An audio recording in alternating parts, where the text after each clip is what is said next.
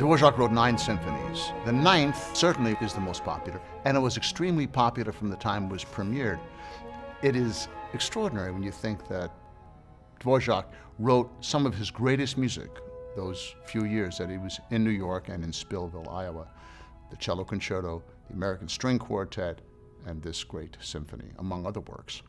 The symphony begins in a kind of melancholy way. The cellos play this very soft little theme, but it's an introduction. Like all symphonies from Mozart and Haydn on, they had that slow introduction.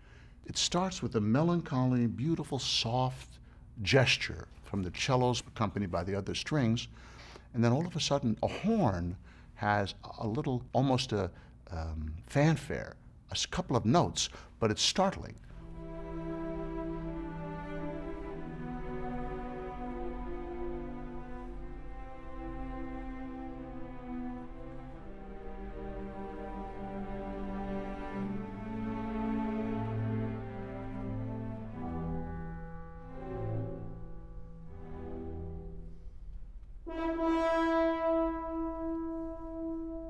The introduction then goes to the woodwinds, the flute leading with oboes accompanying and bassoons eventually.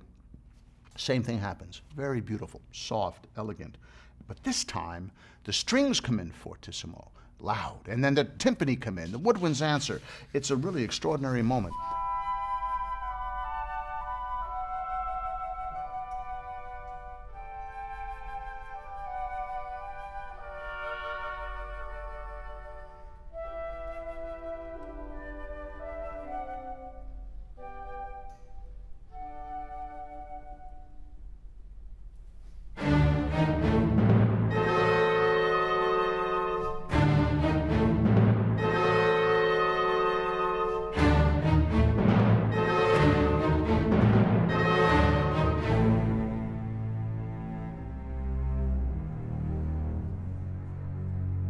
Then you hear this little agitated section of the woodwinds.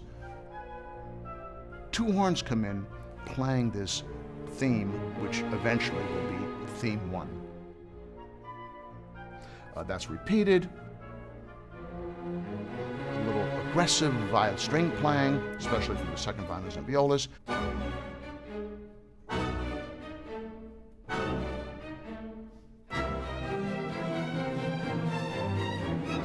Little timpani solo, and we're into the body of the movement. And sure enough, it begins with those 2 horns, the 3rd and 4th horn, playing the first theme. What Dvorak does so interestingly is he doesn't take 2 melodic groups and then repeats it, develops it, and then recapitulates it. No, he has many melodies. He has so many melodies just throughout the whole piece, and he brings them back, as I'll show you. So it begins with the horns, repeated, extended by the clarinet and bassoon, and then the strings play that melody loud, fortissimo. Then it backs away, it starts a crescendo, and sure enough, the trombones play the melody. The extension now is by the strings rather than the clarinets and bassoons. It's all strong. It's remarkable.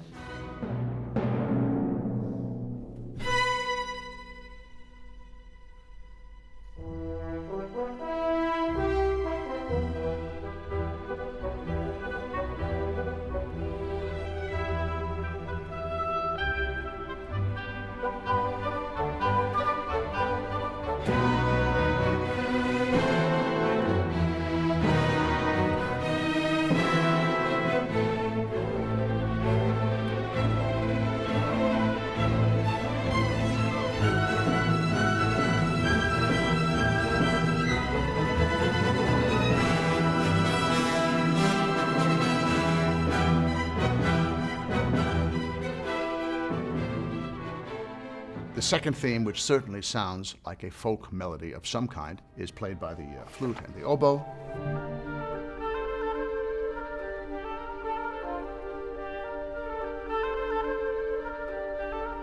Then the second violins take it over, and the cellos and basses take it over.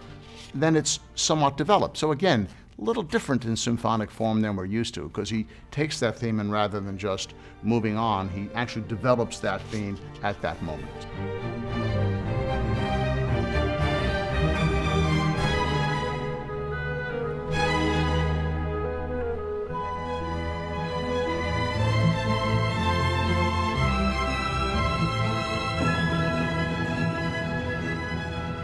Next we have what we consider the third theme. It's introduced by the low flute.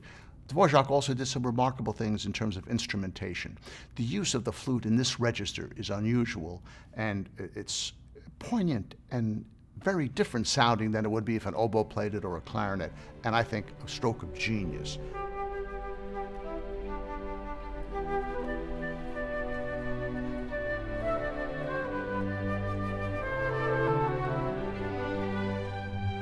Violins take over the same material.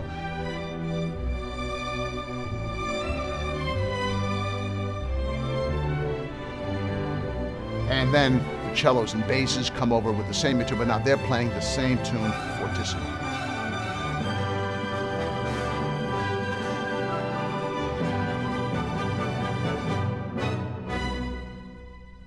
We arrive now at the repeat. So Dvorak asks us to repeat the whole beginning. Many conductors do not do this repeat. I'm a great believer in it, obviously because Dvorak wrote it, but secondarily, there is so much material that he has given us, so many themes already, and development of those themes in small ways, that we really need to hear it again, as far as I'm concerned. And after the repeat, we have this third theme. This time, it's played as a horn fanfare. So it's a completely different sound.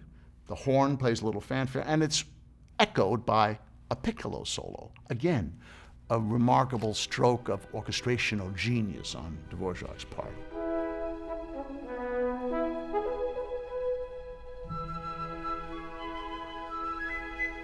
The trumpet takes over, the oboes extended.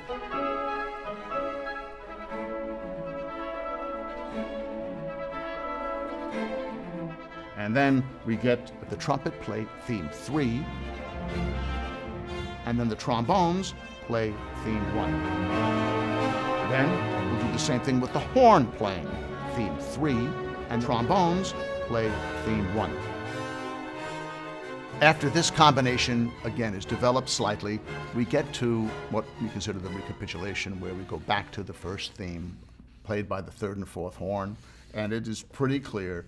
Then the oboe plays it, then the flute does the extension, the violins play it quite loudly, and at the end of that, it gets softer and softer, and now we have a solo for the second flute, bringing in again the second theme, and just in a beautiful, soft way, and then that gets extended by all of the woodwinds.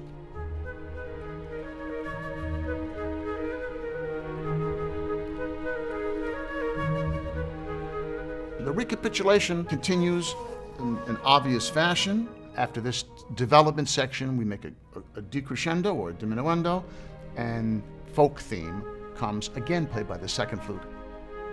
All of these themes get developed towards the end of the movement, and it comes to an end. There's very little what we would call filler, very little sequential material. It's all very direct with these themes, the way they're developed, the way they're combined.